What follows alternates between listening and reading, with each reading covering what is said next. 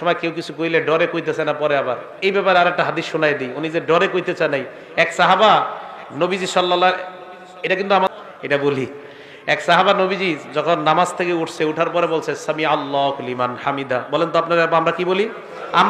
আমরা পিছন থেকে এক সাহাবা বললেন আল্লাহুম্মা রাব্বানা ওয়া লাকাল হামদ হামদান কাসীরান তাইয়িবান মুবারাকান ফীহ। সালাম ফিরানোর পর আল্লাহ নবী বললেন, সব সাহাবারা কমায়া বলছে, বাড়ায়া কে বলছে? তাড়াতাড়ি কও।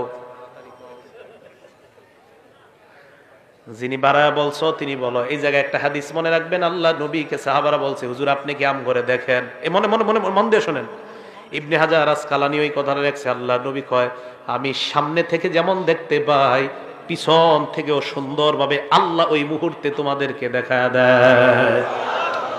এই কে বলছো বলো?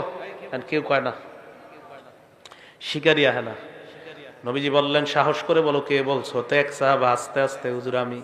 নবীজি কয় তুমি বলছো? কয় হ্যাঁ। কয় সাহস করে বলে ফেলো। কয় জি হুজুর আমি বলছি। আল্লাহ নবী কয় তুমি এত সুন্দর একটা তাসবিহ পাঠ করছো, তোমার এই তাসবিহাত, এই সওয়াব আল্লাহর কাছে নেওয়ার জন্য প্রায় 30 জনের কাছাকাছি ফেরেশতা লড়াই করতেছে, কার আগে কে তোমার সওয়াব আল্লাহর কাছে নিয়ে যাবে।